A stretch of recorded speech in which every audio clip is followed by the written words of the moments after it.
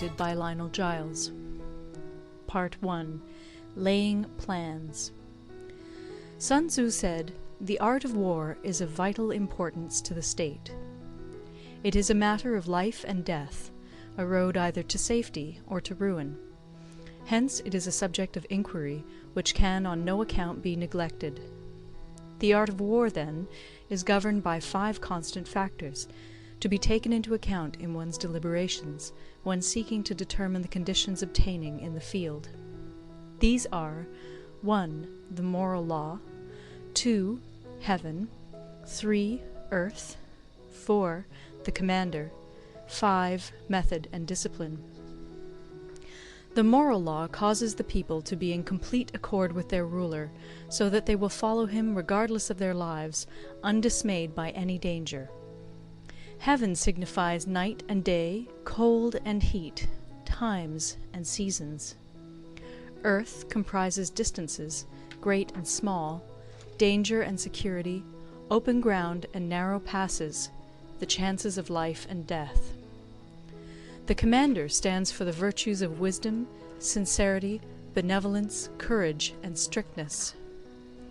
By method and discipline are to be understood the marshalling of the army in its proper subdivisions, the graduations of rank among the officers, the maintenance of roads by which supplies may reach the army, and the control of military expenditure. These 5 heads should be familiar to every general. He who knows them will be victorious. He who knows them not will fail.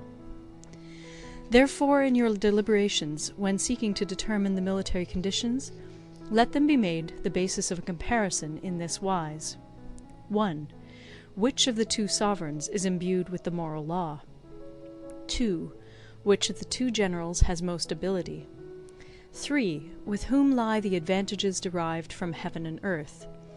4. On which side is discipline most rigorously enforced?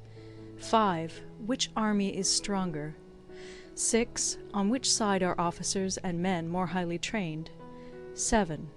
In which army is there the greater constancy both in reward and punishment? By means of these 7 considerations I can forecast victory or defeat.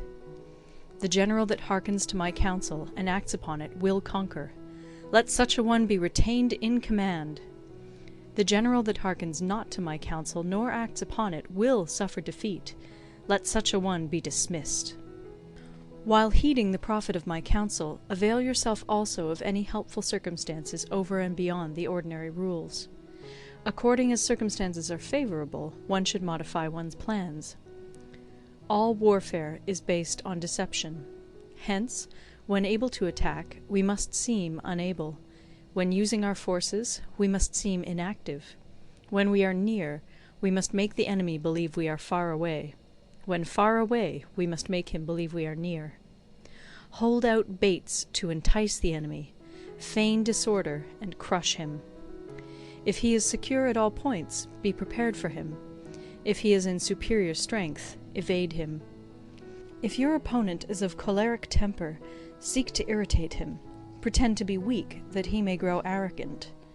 If he is taking his ease, give him no rest. If his forces are united, separate them. Attack him where he is unprepared. Appear where you are not expected. These military devices, leading to victory, must not be divulged beforehand. Now the general who wins a battle makes many calculations in his temple ere the battle is fought. The general who loses a battle makes but few calculations beforehand. Thus do many calculations lead to victory, and few calculations to defeat. How much more no calculation at all? It is by attention to this point that I can foresee who is likely to win or lose. End of Part 1. Part 2. Waging War.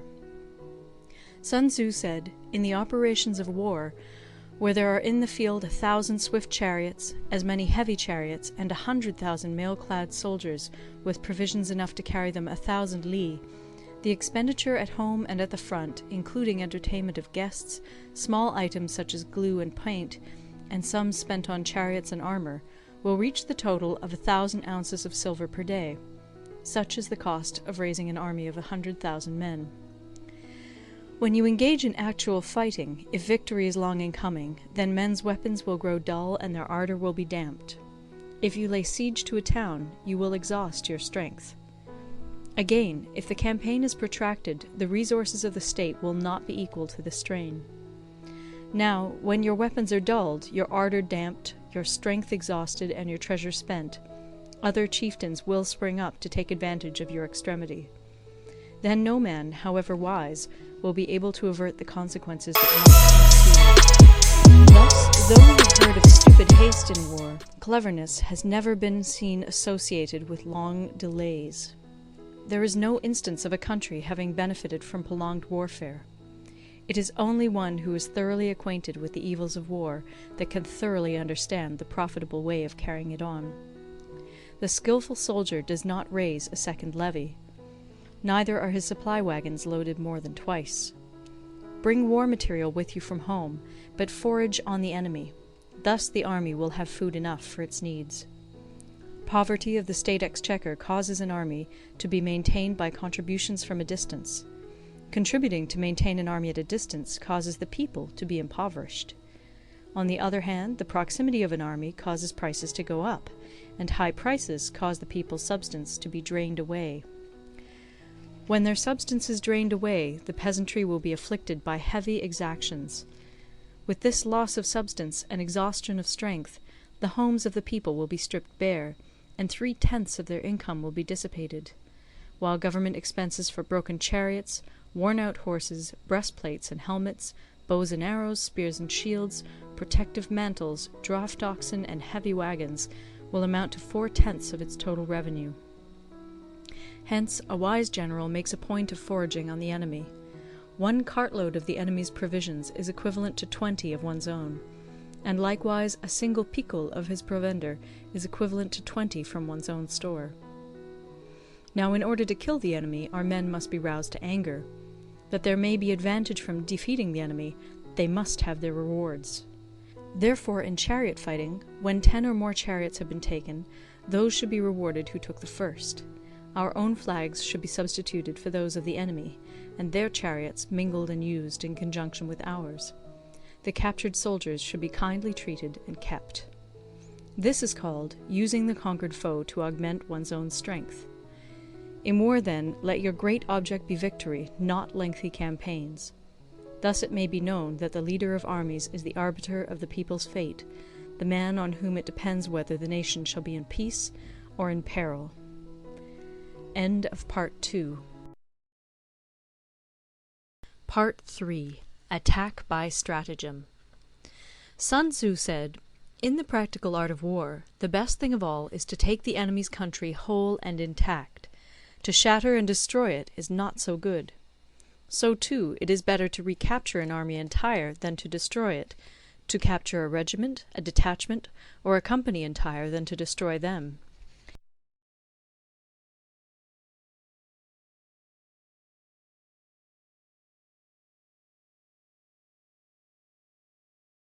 Thus the highest form of generalship is to balk the enemy's plans. The next best is to prevent the junction of the enemy's forces. The next in order is to attack the enemy's army in the field. And the worst policy of all is to besiege walled cities. The rule is, not to besiege walled cities if it can possibly be avoided. The preparation of mantlets, movable shelters, and various implements of war will take up 3 whole months, and the piling up of mounds against the walls will take 3 months more. The general, unable to control his irritation, will launch his men to the assault like swarming ants, with the result that 1/3 of his men are slain, while the town still remains untaken. Such are the disastrous effects of a siege. Therefore the skilful leader subdues the enemy's troops without any fighting. He captures their cities without laying siege to them. He overthrows their kingdom without lengthy operations in the field. With his forces intact he will dispute the mastery of the empire, and thus, without losing a man, his triumph will be complete. This is the method of attacking by stratagem. It is the rule in war, if our forces are 10 to the enemy's 1, to surround him; if 5 to 1, to attack him; if twice as numerous, to divide our army into 2. If equally matched, we can offer battle; If slightly inferior in numbers, we can avoid the enemy; if quite unequal in every way, we can flee from him. Hence, though an obstinate fight may be made by a small force, in the end it must be captured by the larger force. Now the general is the bulwark of the state. If the bulwark is complete at all points, the state will be strong; if the bulwark is defective, the state will be weak. There are 3 ways in which a ruler can bring misfortune upon his army. 1. By commanding the army to advance or to retreat, being ignorant of the fact that it cannot obey. This is called hobbling the army. 2. By attempting to govern an army in the same way as he administers a kingdom, being ignorant of the conditions which obtain in an army. This causes restlessness in the soldiers' minds. 3. By employing the officers of his army without discrimination through ignorance of the military principle of adaptation to circumstances. This shakes the confidence of the soldiers. But when the army is restless and distrustful, trouble is sure to come from the other feudal princes. This is simply bringing anarchy into the army, and flinging victory away. Thus we may know that there are 5 essentials for victory. 1. He will win who knows when to fight and when not to fight. 2. He will win who knows how to handle both superior and inferior forces. 3. He will win whose army is animated by the same spirit throughout all its ranks. 4. He will win who, prepared himself, waits to take the enemy unprepared. 5.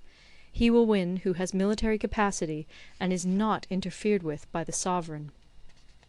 Hence the saying, if you know the enemy and know yourself, you need not fear the result of 100 battles. If you know yourself, but not the enemy, for every victory gained you will also suffer a defeat. If you know neither the enemy nor yourself, you will succumb in every battle. End of Part 3. Part 4. Tactical Dispositions. Sun Tzu said, "The good fighters of old first put themselves beyond the possibility of defeat, and then waited for an opportunity of defeating the enemy. To secure ourselves against defeat lies in our own hands, but the opportunity of defeating the enemy is provided by the enemy himself.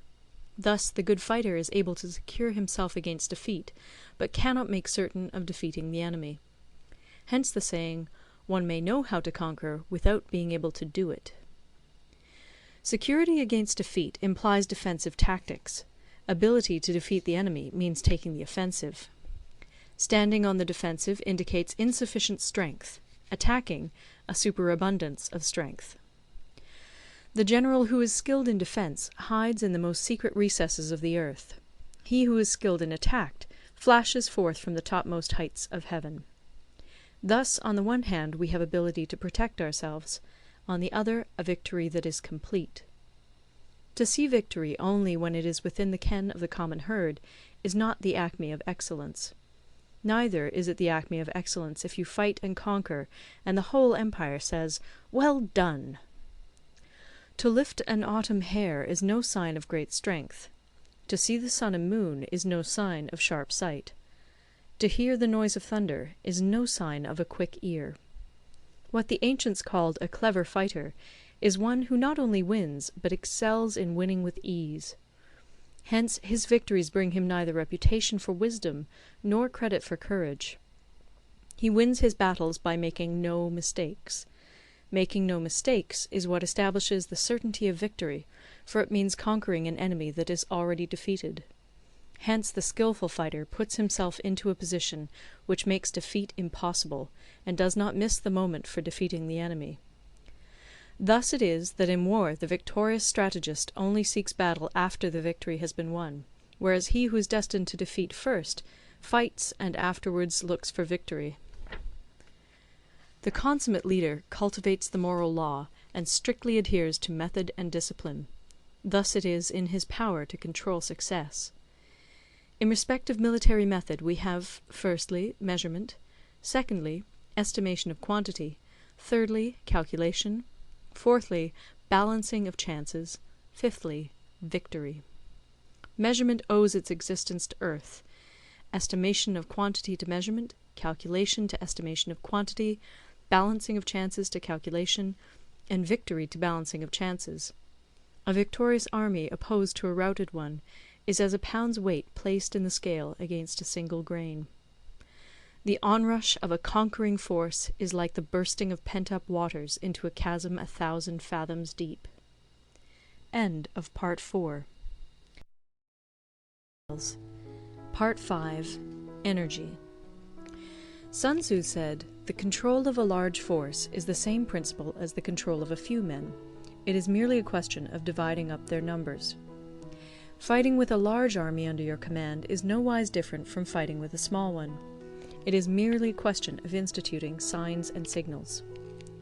To ensure that your whole host may withstand the brunt of the enemy's attack and remain unshaken, this is effected by maneuvers direct and indirect. That the impact of your army may be like a grindstone dashed against an egg, this is effected by the science of weak points and strong. In all fighting, the direct method may be used for joining battle, but indirect methods will be needed in order to secure victory. Indirect tactics, efficiently applied, are inexhaustible as heaven and earth, unending as the flow of rivers and streams. Like the sun and moon, they end but to begin anew. Like the 4 seasons, they pass away to return once more. There are not more than 5 musical notes, yet the combinations of these 5 give rise to more melodies than can ever be heard. There are not more than 5 primary colors, blue, yellow, red, white, and black, yet in combination they produce more hues than can ever be seen. There are not more than 5 cardinal tastes, sour, acrid, salt, sweet, bitter, yet combinations of them yield more flavors than can ever be tasted. In battle, there are not more than 2 methods of attack, the direct and the indirect, yet these 2 in combination give rise to an endless series of maneuvers. The direct and the indirect lead on to each other in turn. It is like moving in a circle. You never come to an end. Who can exhaust the possibilities of their combination? The onset of troops is like the rush of a torrent which will even roll stones along in its course. The quality of decision is like the well-timed swoop of a falcon, which enables it to strike and destroy its victim. Therefore, the good fighter will be terrible in his onset and prompt in his decision. Energy may be likened to the bending of a crossbow, decision to the releasing of a trigger. Amid the turmoil and tumult of battle, there may be seeming disorder, and yet no real disorder at all. Amid confusion and chaos, your array may be without head or tail, yet it will be proof against defeat. Simulated disorder postulates perfect discipline. Simulated fear postulates courage. Simulated weakness postulates strength. Hiding order beneath the cloak of disorder is simply a question of subdivision. Concealing courage under their show of timidity presupposes a fund of latent energy. Masking strength with weakness is to be effected by tactical dispositions. Thus, one who is skillful at keeping the enemy on the move maintains deceitful appearances, according to which the enemy will act. He sacrifices something that the enemy may snatch at it. By holding out baits, he keeps him on the march. Then, with a body of picked men, he lies in wait for him. The clever combatant looks to the effect of combined energy, and does not require too much from individuals. Hence his ability to pick out the right men and utilize combined energy. When he utilizes combined energy, his fighting men become as it were like unto rolling logs or stones, for it is the nature of a log or stone to remain motionless on level ground, and to move when on a slope. If four-cornered, to come to a standstill, but if round-shaped, to go rolling down. Thus the energy developed by good fighting men is as the momentum of a round stone rolled down a mountain thousands of feet in height. So much on the subject of energy. End of Part 5. Part 6. Weak Points and Strong. Sun Tzu said, "Whoever is first in the field and awaits the coming of the enemy will be fresh for the fight. Whoever is second in the field and has to hasten to battle will arrive exhausted." Therefore, the clever combatant imposes his will on the enemy, but does not allow the enemy's will to be imposed on him.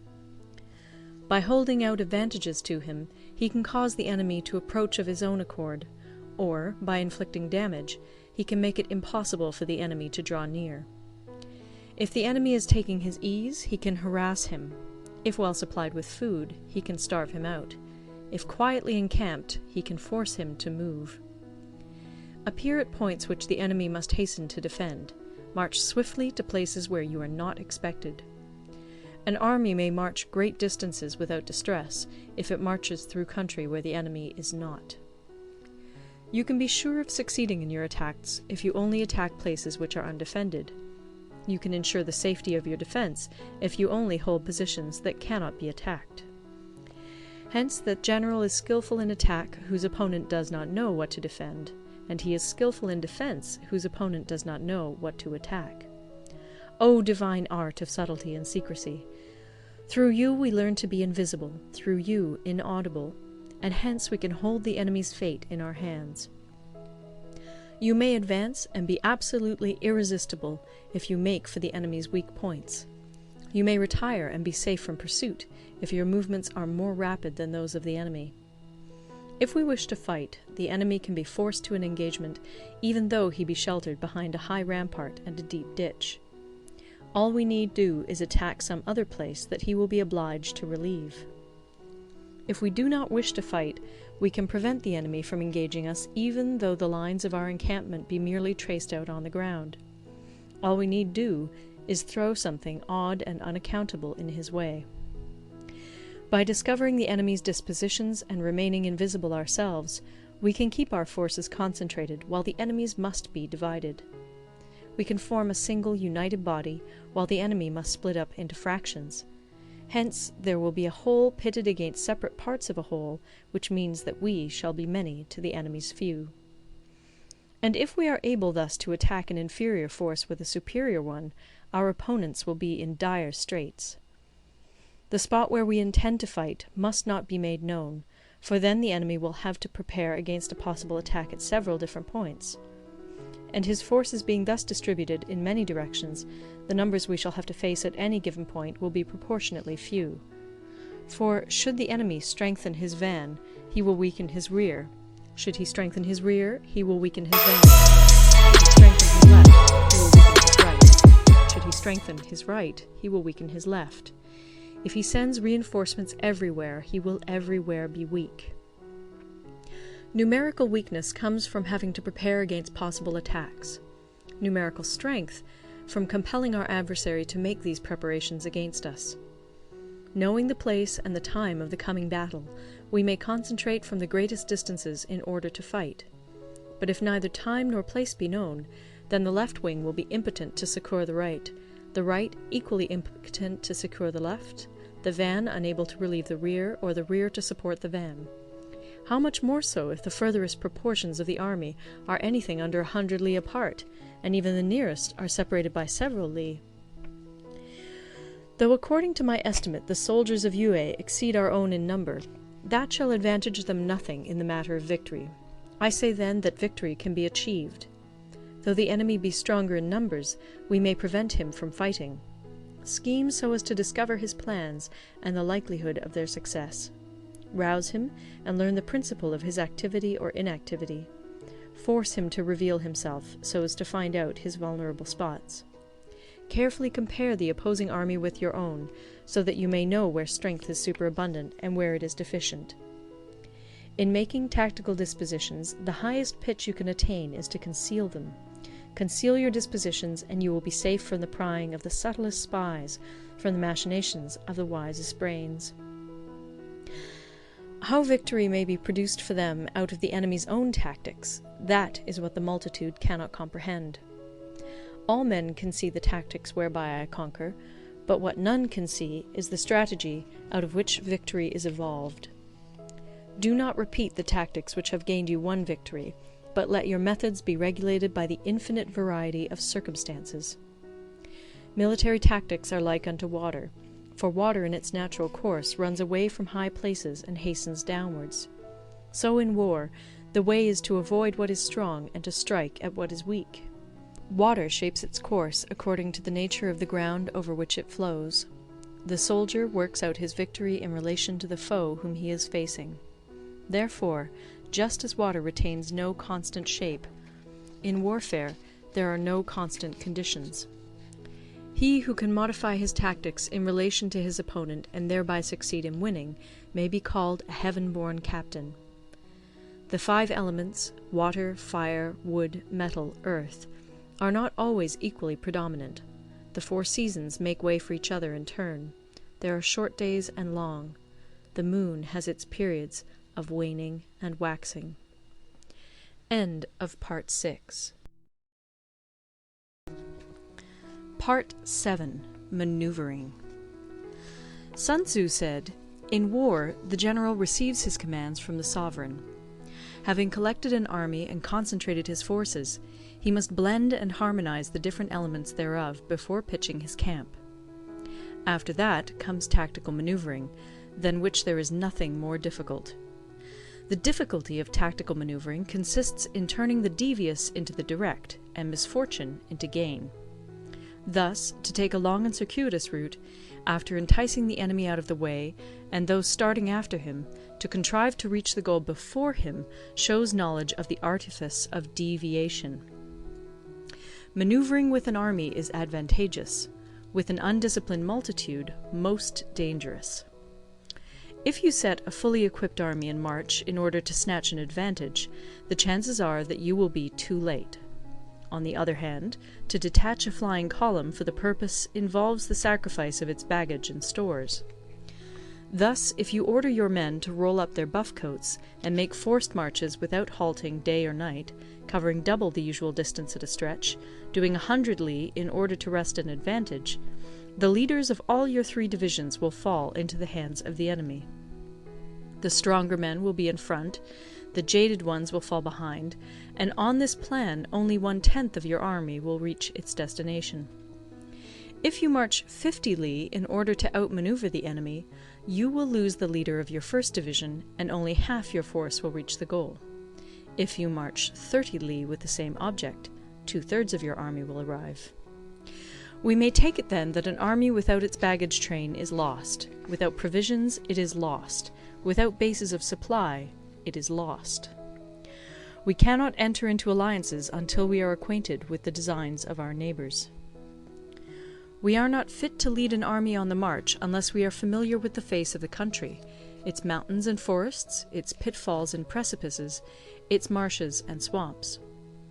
We shall be unable to turn natural advantage to account unless we make use of local guides.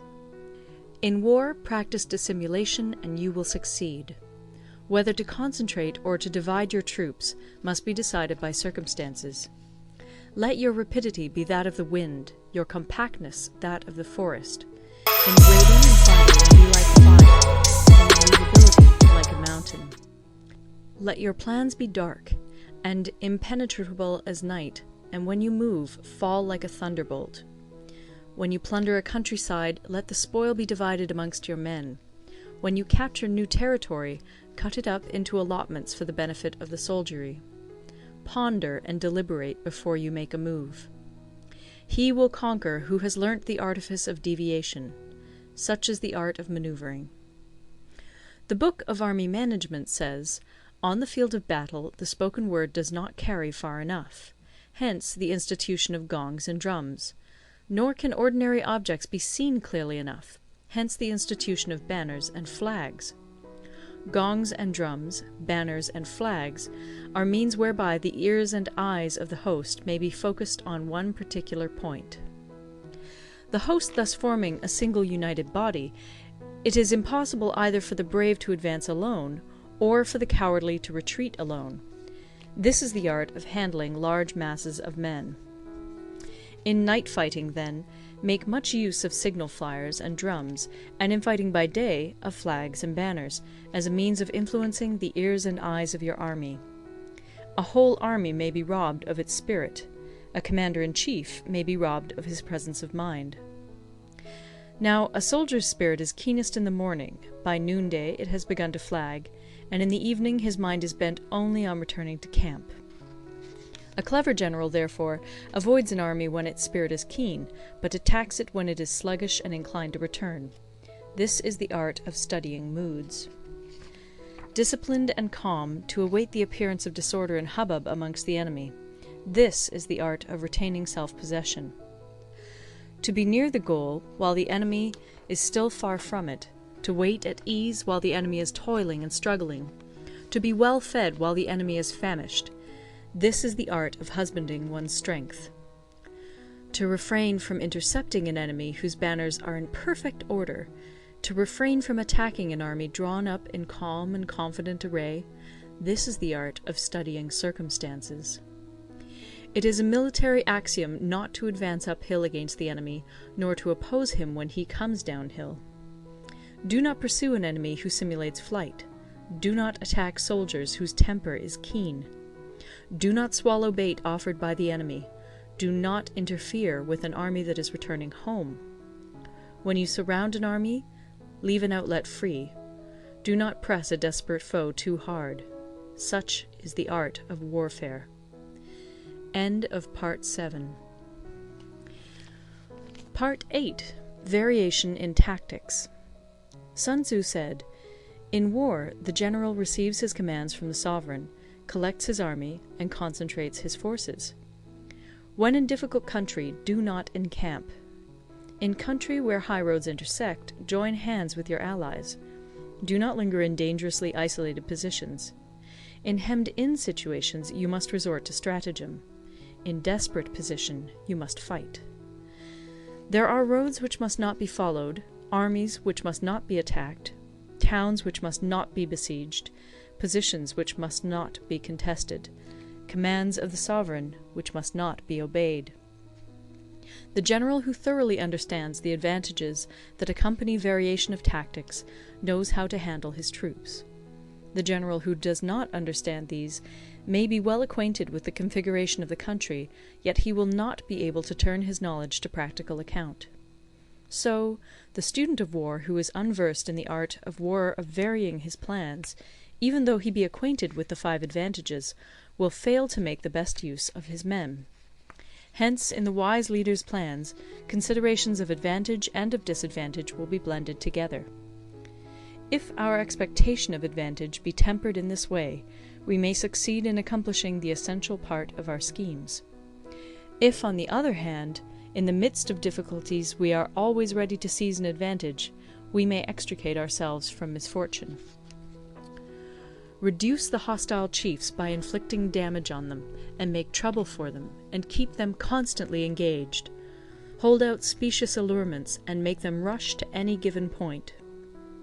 The art of war teaches us to rely not on the likelihood of the enemy's not coming, but on our own readiness to receive him, not on the chance of his not attacking, but rather on the fact that we have made our position unassailable. There are 5 dangerous faults which may affect a general. 1. Recklessness, which leads to destruction. 2. Cowardice, which leads to capture. 3. A hasty temper, which can be provoked by insults. 4. A delicacy of honour, which is sensitive to shame. 5. Over-solicitude for his men, which exposes him to worry and trouble. These are the 5 besetting sins of a general, ruinous to the conduct of war.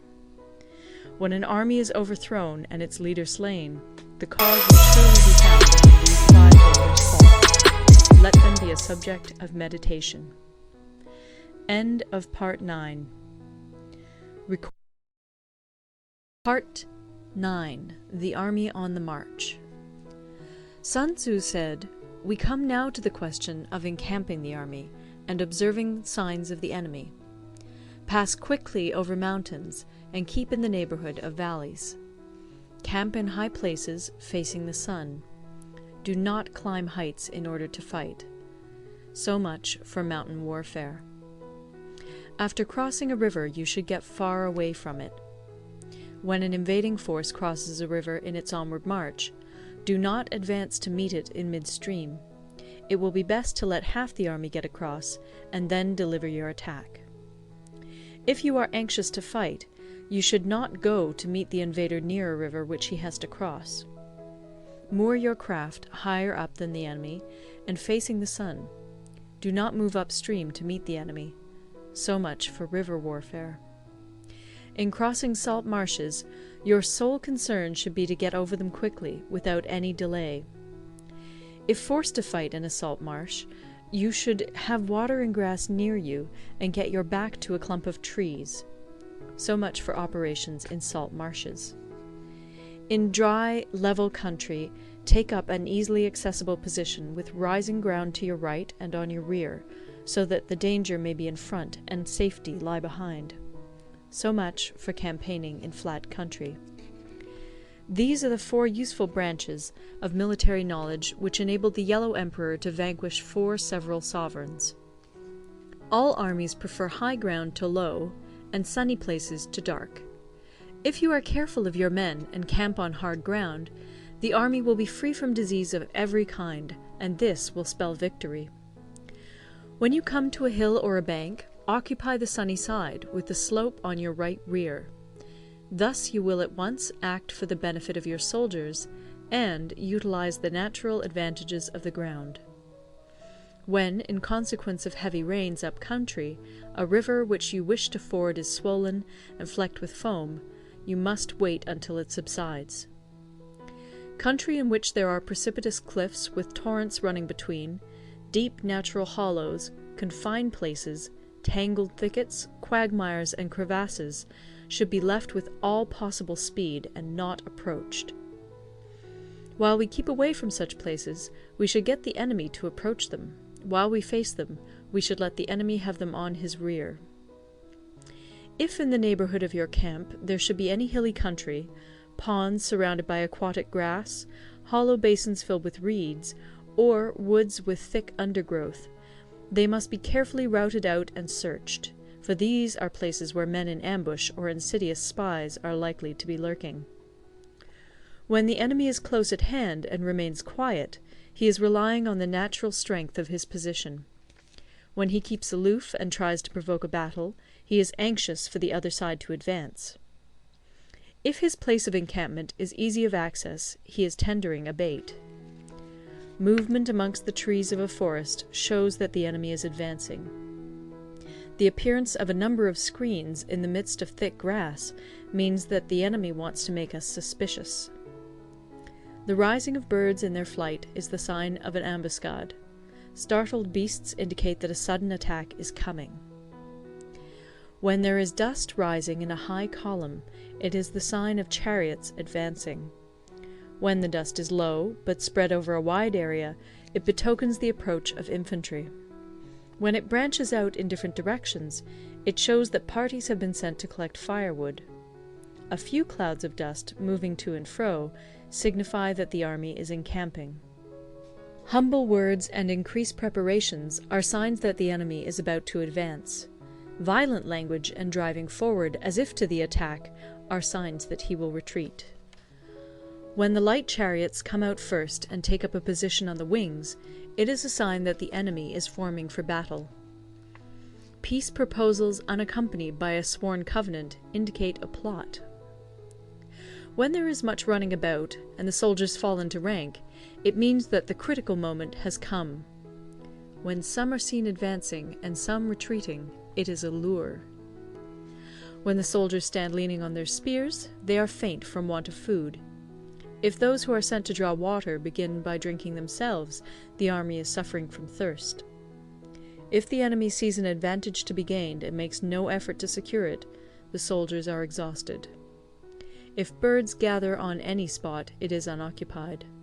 Clamour by night betokens nervousness. If there is a disturbance in the camp, the general's authority is weak. If the banners and flags are shifted about, sedition is afoot. If the officers are angry, it means that the men are weary. When an army feeds its horses with grain and kills its cattle for food, and when the men do not hang their cooking pots over the campfires, showing that they will not return to their tents, you may know that they are determined to fight to the death. The sight of men whispering together in small knots, or speaking in subdued tones, points to disaffection amongst the rank and file. Too frequent rewards signify that the enemy is at the end of his resources. Too many punishments betray a condition of dire distress. To begin by bluster, but afterwards to take fright at the enemy's numbers, shows a supreme lack of intelligence. When envoys are sent with compliments in their mouths, it is a sign that the enemy wishes for a truce. If the enemy's troops march up angrily and remain facing ours for a long time without either joining battle or taking themselves off again, the situation is one that demands great vigilance and circumspection. If our troops are no more in number than the enemy, that is amply sufficient. It only means that no direct attack can be made. What we can do is simply to concentrate all our available strength, keep a close watch on the enemy, and obtain reinforcements. He who exercises no forethought, but makes light of his opponents, is sure to be captured by them. If soldiers are punished before they have grown attached to you, they will not prove submissive. And, unless submissive, they will be practically useless. If, when the soldiers have become attached to you, punishments are not enforced, they will still be useless. Therefore, soldiers must be treated in the first instance with humanity, but kept under control by means of iron discipline. This is a certain road to victory. If in training soldiers commands are habitually enforced, the army will be well disciplined. If not, its discipline will be bad. If a general shows confidence in his men, but always insists on his orders being obeyed, the gain will be mutual. End of Part 9. Part 10. Terrain. Sun Tzu said, "We may distinguish 6 kinds of terrain, to wit, 1. Accessible ground, 2. Entangling ground, 3. Temporizing ground, 4. Narrow passes, 5. Precipitous heights, 6. Positions at a great distance from the enemy." Ground which can be freely traversed by both sides is called accessible. With regard to ground of this nature, be before the enemy in occupying the raised and sunny spots, and carefully guard your line of supplies. Then you will be able to fight with advantage. Ground which can be abandoned but is hard to reoccupy is called entangling. From a position of this sort, if the enemy is unprepared, you may sally forth and defeat him. But if the enemy is prepared for your coming, and you fail to defeat him, then, return being impossible, disaster will ensue. When the position is such that neither side will gain by making the first move, it is called temporizing ground. In a position of this sort, even though the enemy should offer us an attractive bait, it will be advisable not to stir forth, but rather to retreat, thus enticing the enemy in his turn. Then, when part of his army has come out, we may deliver our attack with advantage. With regard to narrow passes, if you can occupy them first, let them be strongly garrisoned and await the advent of the enemy. Should the army forestall you in occupying a pass, do not go after him if the pass is fully garrisoned, but only if it is weakly garrisoned. With regard to precipitous heights, if you are beforehand with your adversary, you should occupy the raised and sunny spots, and there wait for him to come up. If the enemy has occupied them before you, do not follow him, but retreat, and try to entice him away. If you are situated at a great distance from the enemy, and the strength of the two armies is equal, it is not easy to provoke a battle, and fighting will be to your disadvantage. These 6 are the principles connected with earth. The general who's attained a responsible post must be careful to study them. Now, an army is exposed to 6 several calamities, not arising from natural causes, but from faults for which the general is responsible. These are 1. Flight, 2. Insubordination, 3. Collapse, 4. Ruin, 5. Disorganization, 6. Rout. Other conditions being equal, if one force is hurled against another 10 times its size, the result will be the flight of the former. When the common soldiers are too strong and their officers too weak, the result is insubordination. When the officers are too strong and the common soldiers too weak, the result is collapse. When the higher officers are angry and insubordinate, and on meeting the enemy give battle on their own account from a feeling of resentment, before the commander-in-chief can tell whether or not he is in a position to fight, the result is ruin. When the general is weak and without authority, when his orders are not clear and distinct, when there are no fixed duties assigned to officers and men, and the ranks are formed in a slovenly, haphazard manner, the result is utter disorganization. When a general, unable to estimate the enemy's strength, allows an inferior force to engage a larger one, or hurls a weak detachment against a powerful one, and neglects to place picked soldiers in the front rank, the result must be rout. These are 6 ways of courting defeat, which must be carefully noted by the general who has attained a responsible post. The natural formation of the country is the soldier's best ally, but a power of estimating the adversary, of controlling the forces of victory, and of shrewdly calculating difficulties, dangers, and distances, constitutes the test of a great general. He who knows these things, and in fighting puts his knowledge into practice, will win his battles. He who knows them not, nor practices them, will surely be defeated.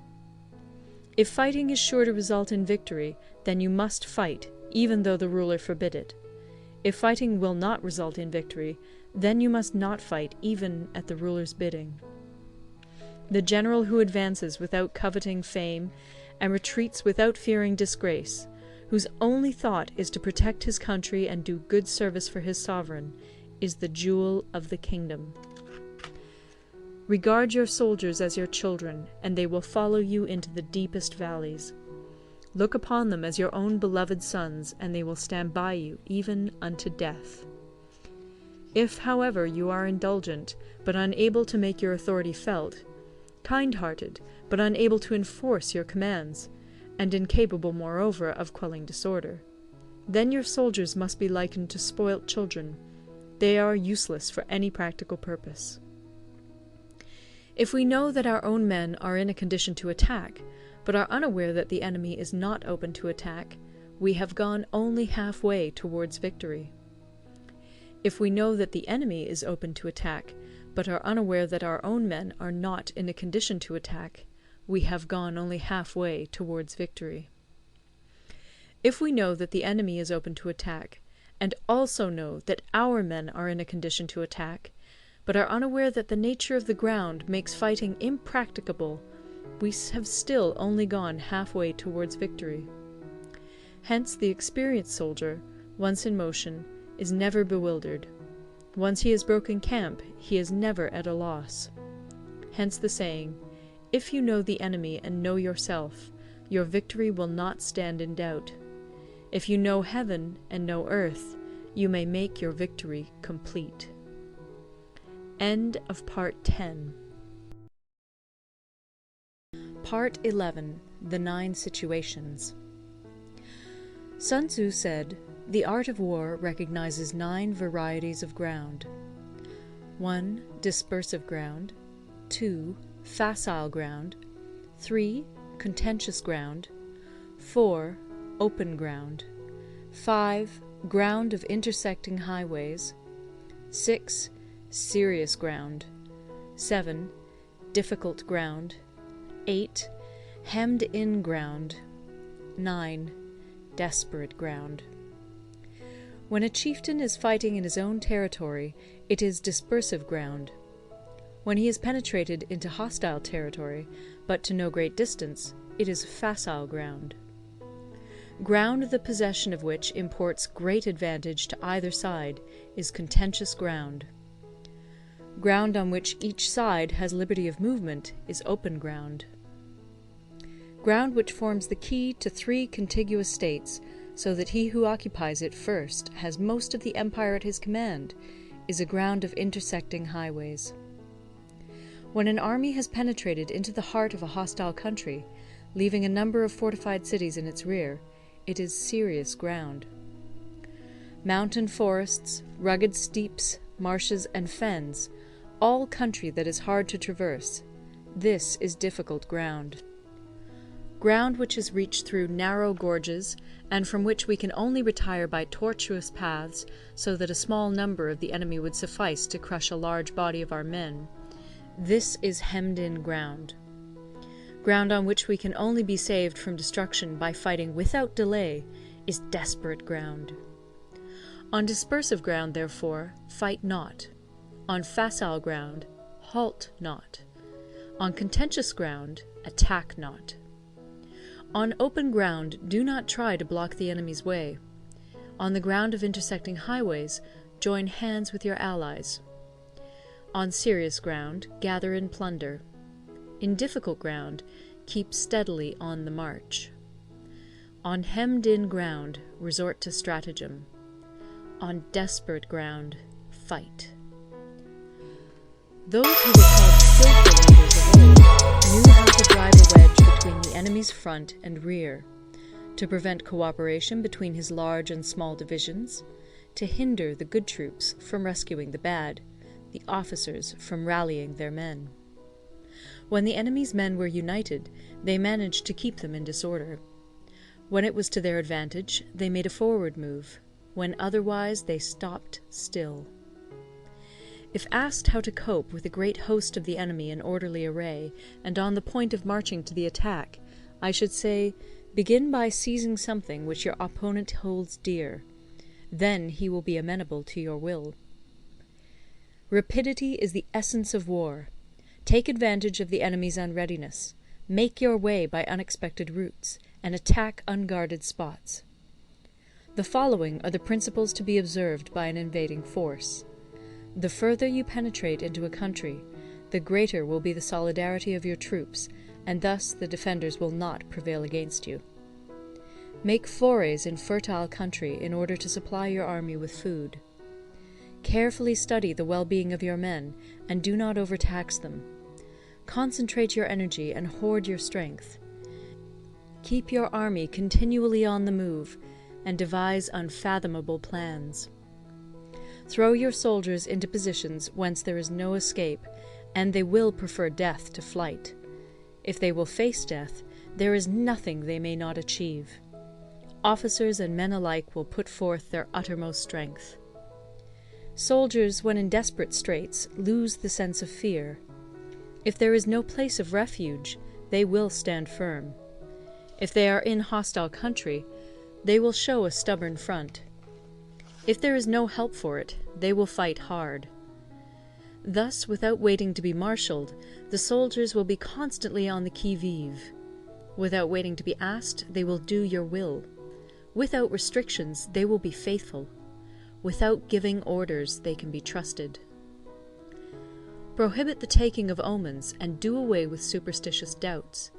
Then, until death itself comes, no calamity need be feared. If our soldiers are not overburdened with money, it is not because they have a distaste for riches. If their lives are not unduly long, it is not because they are disinclined to longevity. On the day they are ordered out to battle, your soldiers may weep, those sitting up bedewing their garments, and those lying down, letting the tears run down their cheeks. But let them once be brought to bay, and they will display the courage of a Chu or a Kui. The skillful tactician may be likened to the Shuai-jan. Now, the Shuai-jan is a snake that is found in the Ch'ung Mountains. Strike at its head, and you will be attacked by its tail. Strike at its tail, and you will be attacked by its head. Strike at the middle, and you will be attacked by head and tail both. Asked if an army can be made to imitate the Shuai-jan, I should answer yes. For the men of Wu and the men of Yue are enemies. Yet if they are crossing a river in the same boat and are caught by a storm, they will come to each other's assistance, just as the left hand helps the right. Hence, it is not enough to put one's trust in the tethering of horses and the burying of chariot wheels in the ground. The principle on which to manage an army is to set up one standard of courage, which all must reach. How to make the best of both strong and weak, that is a question involving the proper use of ground. Thus, the skillful general conducts his army just as though he were leading a single man, willy-nilly, by the hand. It is the business of a general to be quiet, and thus ensure secrecy, upright and just, and thus maintain order. He must be able to mystify his officers and men by false reports and appearances, and thus keep them in total ignorance. By altering his arrangements and changing his plans, he keeps the enemy without definite knowledge. By shifting his camp and taking circuitous routes, he prevents the enemy from anticipating his purpose. At the critical moment, the leader of an army acts like one who has climbed up a height and then kicks away the ladder behind him. He carries his men deep into hostile territory before he shows his hand. He burns his boats and breaks his cooking pots. Like a shepherd driving a flock of sheep, he drives his men this way and that, and nothing knows whither he is going. To muster his host and bring it into danger, this may be termed the business of the general. The different measures suited to the 9 varieties of ground, the expediency of aggressive or defensive tactics, and the fundamental laws of human nature, these are things that must most certainly be studied. When invading hostile territory, the general principle is that penetrating deeply brings cohesion. Penetrating but a short way means dispersion. When you leave your own country behind and take your army across neighborhood territory, you find yourself on critical ground. When there are means of communication, the ground is one of intersecting highways. When you penetrate deeply into a country, it is serious ground. When you penetrate but a little way, it is facile ground. When you have the enemy's strongholds on your rear and narrow passes in front, it is hemmed-in ground. When there is no place of refuge at all, it is desperate ground. Therefore, on dispersive ground I would inspire my men with unity of purpose. On facile ground, I would see that there is close connection between all parts of my army. On contentious ground, I would hurry up my rear. On open ground, I would keep a vigilant eye on my defenses. On ground of intersecting highways, I would consolidate my alliances. On serious ground, I would try to ensure a continuous stream of supplies. On difficult ground, I would keep pushing on along the road. On hemmed-in ground, I would block any way of retreat. On desperate ground, I would proclaim to my soldiers the hopelessness of saving their lives. For it is the soldier's disposition to offer an obstinate resistance when surrounded, to fight hard when he cannot help himself, and to obey promptly when he has fallen into danger. We cannot enter into alliance with neighbouring princes until we are acquainted with their designs. We are not fit to lead an army on the march unless we are familiar with the face of the country, its mountains and forests, its pitfalls and precipices, its marshes and swamps. We shall be unable to turn natural advantages to account unless we make use of local guides.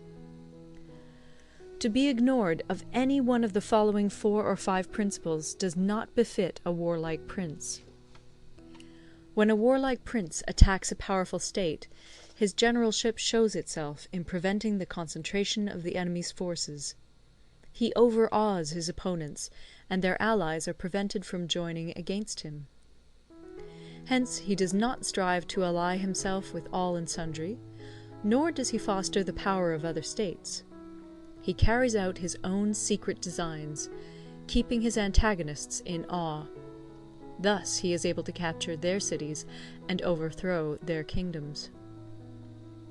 Bestow rewards without regard to rule, issue orders without regard to previous arrangements, and you will be able to handle a whole army as though you had to do with but a single man. Confront your soldiers with the deed itself. Never let them know your design.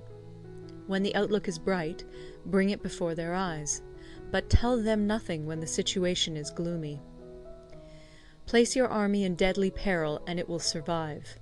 Plunge it into desperate straits, and it will come off in safety. For it is precisely when a force has fallen into harm's way that it is capable of striking a blow for victory. Success in warfare is gained by carefully accommodating ourselves to the enemy's purpose. By persistently hanging on the enemy's flank, we shall succeed in the long run in killing the commander-in-chief. This is called ability to accomplish a thing by sheer cunning. On the day that you take up your command, block the frontier passes, destroy the official tallies, and stop the passage of all emissaries. Be stern in the council chamber so that you may control the situation. If the enemy leaves the door open, you must rush in. Forestall your opponent by seizing what he holds dear, and subtly contrive to time his arrival on the ground. Walk in the path defined by rule, and accommodate yourself to the enemy until you can fight a decisive battle. At first, then, exhibit the coyness of a maiden, until the enemy gives you an opening. Afterwards, emulate the rapidity of a running hare, and it will be too late for the enemy to oppose you. End of Part 11. Part 12. The Attack by Fire. Sun Tzu said, "There are 5 ways of attacking with fire. The first is to burn soldiers in their camp. The second is to burn stores. The third is to burn baggage trains. The fourth is to burn arsenals and magazines. The fifth is to hurl dropping fire amongst the enemy." In order to carry out an attack, we must have means available. The material for raising fire should always be kept in readiness. There is a proper season for making attacks with fire, and special days for starting a conflagration. The proper season is when the weather is very dry.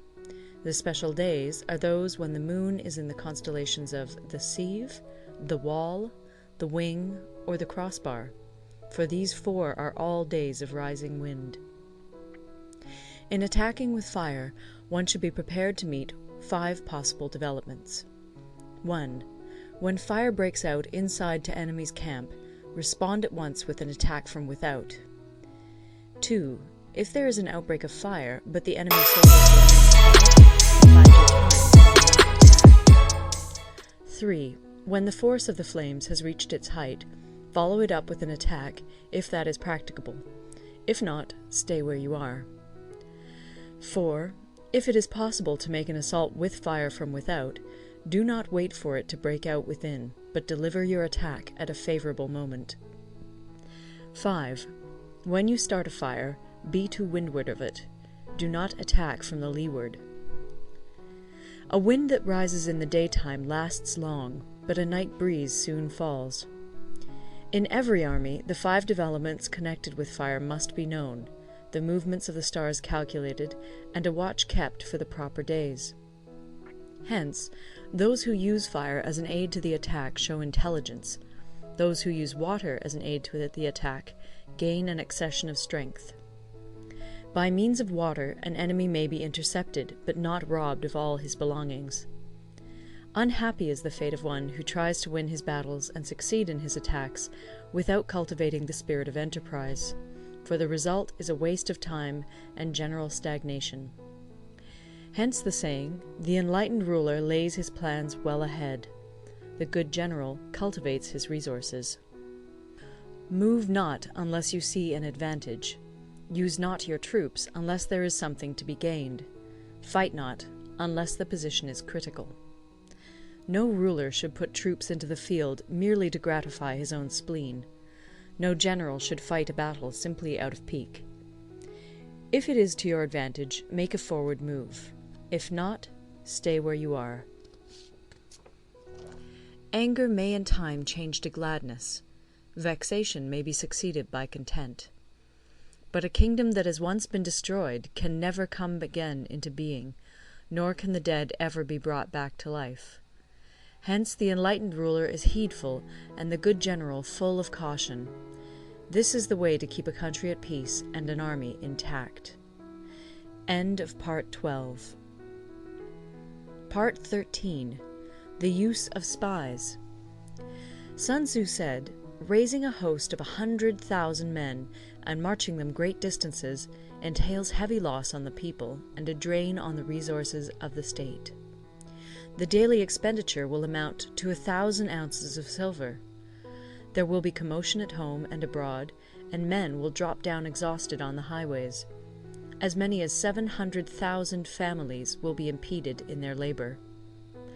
Hostile armies may feast each other for years, striving for the victory which is decided in a single day. This being so, to remain in ignorance of the enemy's conditions simply because one grudges the outlay of 100 ounces of silver in honors and emoluments is the height of inhumanity. One who acts thus is no leader of men, no present help to his sovereign, no master of victory. Thus, what enables the wise sovereign and the good general to strike and conquer and achieve things beyond the reach of ordinary men is foreknowledge. Now, this foreknowledge cannot be elicited from spirits. It cannot be obtained inductively from experience, nor by any deductive calculation.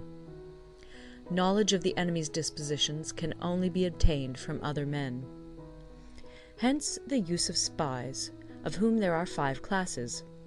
1. Local spies. 2. Inward spies. 3. Converted spies. 4. Doomed spies. 5. Surviving spies. When these 5 kinds of spy are all at work, none can discover the secret system. This is called divine manipulation of the threads. It is the sovereign's most precious faculty. Having local spies means employing the services of the inhabitants of a district. Having inward spies, making use of officials of the enemy. Having converted spies, getting hold of the enemy's spies and using them for our own purposes. Having doomed spies, doing certain things openly for purposes of deception, and allowing our spies to know of them and report them to the enemy. Surviving spies, finally, are those who bring back news from the enemy's camp. Hence it is that none in the whole army are more intimate relations to be maintained than with spies. None should be more liberally rewarded. In no other business should greater secrecy be preserved. Spies cannot be usefully employed without a certain intuitive sagacity. They cannot be properly managed without benevolence and straightforwardness. Without subtle ingenuity of mind, one cannot make certain of the truth of their reports. Be subtle, and use your spies for every kind of business. If a secret piece of news is divulged by a spy before the time is ripe, he must be put to death together with the man to whom the secret was told. Whether the object be to crush an army, to storm a city, or to assassinate an individual, it is always necessary to begin by finding out the names of the attendants, the aides-de-camp, and doorkeepers and sentries of the general in command. Our spies must be commissioned to ascertain these. The enemy's spies, who have come to spy on us, must be sought out, tempted with bribes, led away, and comfortably housed. Thus they will become converted spies and available for our service. It is through the information brought by the converted spy that we are able to acquire and employ local and inward spies. It is owing to this information again that we can cause the doomed spy to carry false tidings to the enemy. Lastly, it is by this information that the surviving spy can be used on appointed occasions. The end and aim of spying in all its 5 varieties is knowledge of the enemy, and this knowledge can only be derived in the first instance from the converted spy. Hence it is essential that the converted spy be treated with the utmost liberality. Of old, the rise of the Yin dynasty was due to Yi Qi, who had served under the Xia. Likewise, the rise of the Chu dynasty was due to Liu Ya, who had served under the Yin. Hence, it is only the enlightened ruler and the wise general who will use the highest intelligence of the army for purposes of spying, and thereby they achieve great results. Spies are a most important element in water, because on them depends an army's ability to move. End of the Art of War.